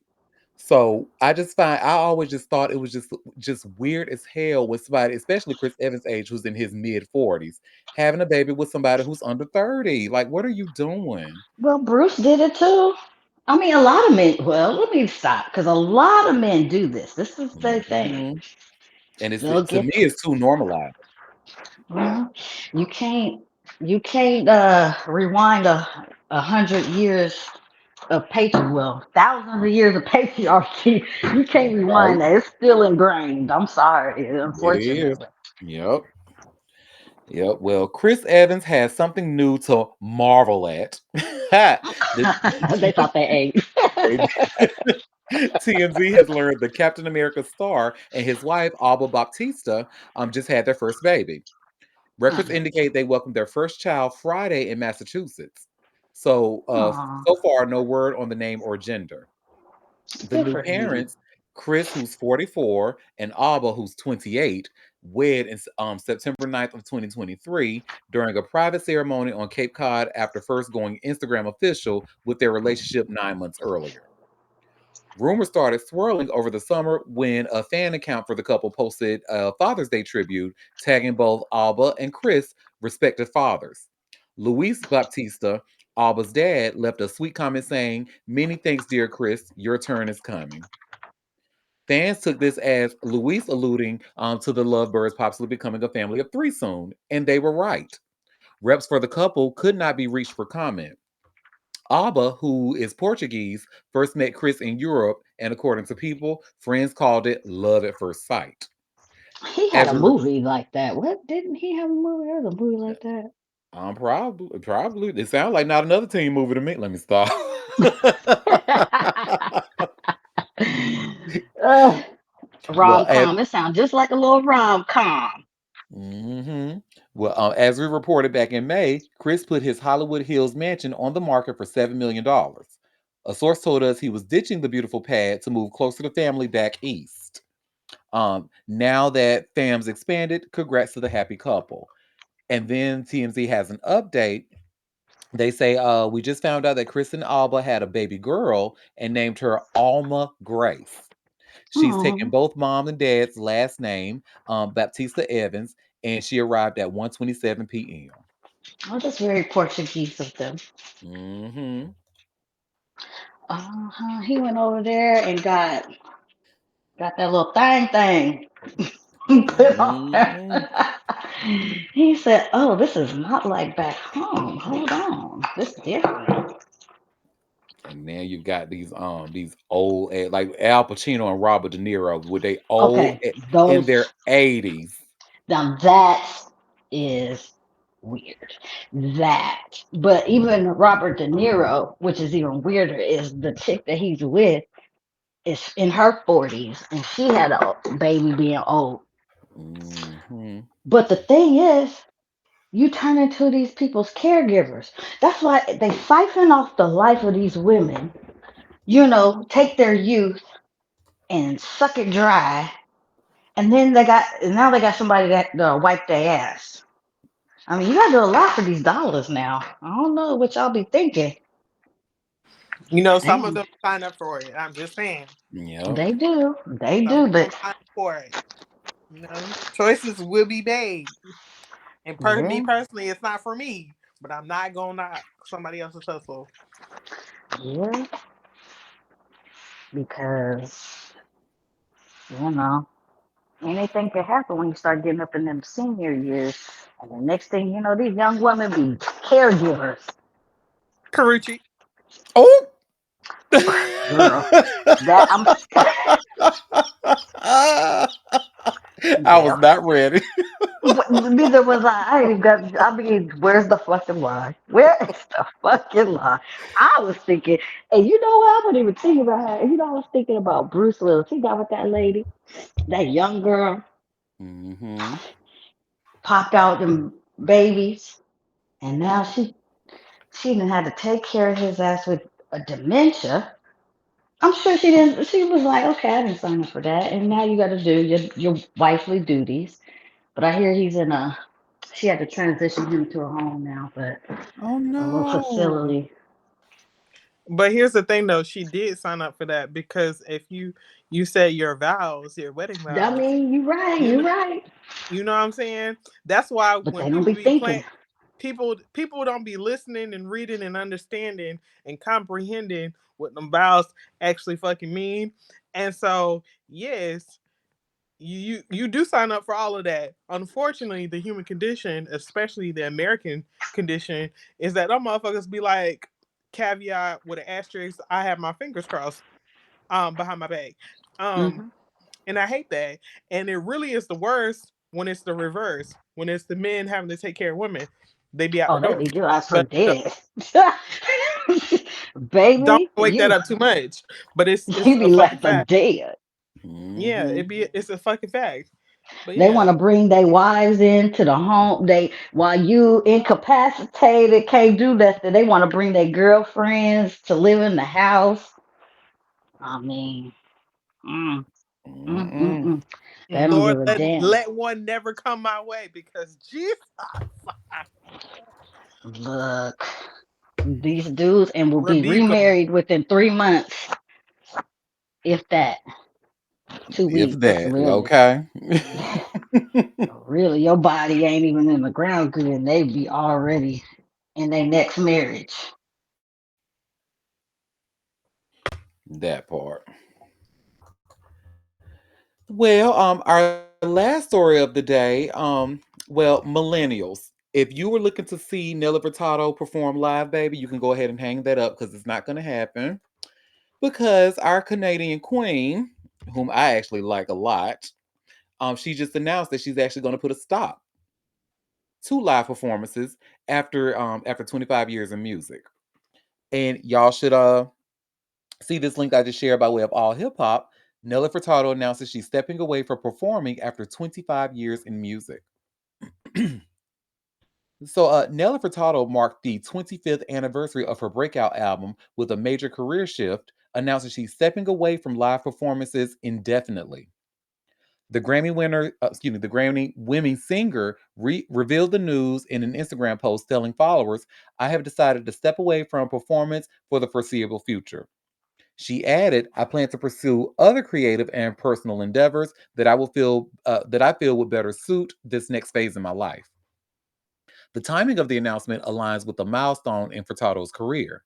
25 years since the release of her debut album, Whoa Nelly, in the year 2000. And I have to say, baby, I played that album honey. Do you hear me? Now, and she had me, I think that was Portuguese. She was speaking in that album, honey. And she had a bitch saying, "Desculpa me, desculpa." Out in the ain't know what the hell I was saying. I probably could have said, "Kill all black people." And I'm just sitting there singing along. But anyway, um, the record catapulted her into international fame, driven by the success of "I'm Like a Bird," which earned her a Grammy Award for Best Female Pop Vocal Performance in 2002. Furtado's decision to pause live shows comes shortly after a high profile return to music. In September of 2024, she dropped her seventh studio album, Seven, her first since 2017's The Ride. The comeback was inspired by hearing her older songs played by DJs at events and clubs. "I really feel like I was called back to the industry by the industry, especially DJs," she told Grammy.com last year. "I will go out and hear my songs played before arena shows of other artists and at house parties and clubs. There was a sense of joy and celebration in it. I thought, this can only be remixed so many times. I better go and make some new stuff." Well, girl, I'm glad you got that bug. So yeah, hopefully this doesn't mean that she'll stop making music. I just hope that she just stops performing that music because she makes some songs now, some hits that stick like grits. Well, and I think this might have to do with people, and I feel like people have been body shaming her since she's been back out because she Hmm. is larger than what she was, and I don't think she was prepared for that. And I'm sure she enjoyed it for a little bit, but now they always talking about how big she is, Hmm. either good or bad, but still, I Well, the think that white might people, be. especially the white gays, are the one that's like pretty much because first the black niggas, they all like, "Damn girl," and the black gay is like, "Oh, she's cute, but she's not allowed around my man." Which is a compliment, okay? Exactly. So, truth be told, that's a compliment. But I can't speak for the caucuses on in your community. I don't know. They could be. I'm sure they just as catty as the Oh, Karens. they most absolutely, girl, yeah, girl, I got stories. So Oh yes. I'm sure they clauses out. Oh my god, you know she's so big. But Maybe that's she what should we put do to that other women. half of that sandwich down, like they would say something stupid like that. Oh yeah, just like people been talking about Ashanti. She just had a whole fucking baby in her 40s, and this is what y'all choose to talk about. Mhm. You motherfuckers, you can't even have a baby. Y'all can't even get a prostate exam without being fucking traumatized. And so you can't even push out a whole human, and y'all worried about what size this person is. Y'all are some nasty motherfuckers. I tell you Wake what. that the fuck up, honey. Wake it up. Shit, go get a prostate exam. How about that? Before it be cutting off your pee and you got cancer and shit. Mhm. You Then you'll little have scary Karucha trying ass to take care motherfucker. of you. Don't bring up Karuchi with her silly ass no more, please, because that is just the weirdest. I, girl, this little geriatric relationship is that just I don't even understand. I don't Well, I when don't know. y'all see me being that name who Moon told me not to say, then mind your business. I'm very happy where I am. I know what I went into choosing. So if y'all happen to see me beside a man who looks like Dion, just know I'm very happy here. I guess so is Karuchi, I guess. I just like child, that just caught me off guard. I said, what? Well, she probably Girl. is happy, honey, because even though he only got like what 8 or 9 toes, honey, but he still got one dingling, and that's all that really matters. Well, does it work? Because I don't know if it even works now. Because well, maybe he can eat coochie good. Right. And Cause, for her to be sitting there trying to be her character, she either getting some money or some good sex, honey. She ain't doing it for no reason. cause what, girl? Huh? I'm sorry, what? I look like that damn that meme from that girl that was in court where she's smiling but she not smiling. So you could just see her teeth like, girl, what you doing? Right. I love that. That's from the Cutlers. Shout out to the Cutlers. My God, I can't even understand. I like, okay, girl, you like it, I love it. What? Exactly. That's Well, y'all, that was crazy. all the tea that I have for us today. So before we head out, did any of you have any tea that you want to share or any tea that I might have missed? No. Damn, I feel like it was something I missed. I saw and I meant to tag, but I can't remember off the top of my head. You don't even remember it. No, because you know how you be scrolling, you be like, yeah, I don't remember. No, no, I'm We don't forgetful. talk. Like, Yeah, it's too I'm much bad. going on. Well, if you happen to remember it, let's save it for tomorrow's show. And I have to say, thank you for taking time out of y'all busy schedule to come and sip tea with me. We will be back tomorrow at 12:30 Eastern Standard Time for the live show. So please join if you Yeah. can. Whoop, Yes. whoop. Let's do it again Subscribe to tomorrow, me. No y'all. errands. Let's do it. I don't no errands today, no errands. but and make sure y'all subscribe to me. Come to auntiederrick.com and subscribe to me so that way you won't miss a show. And subscribe to me on YouTube as well. I But in the did. mean yes. In the meantime, I hope you all have a fabulous rest of your day. Bye, y'all. Cheers.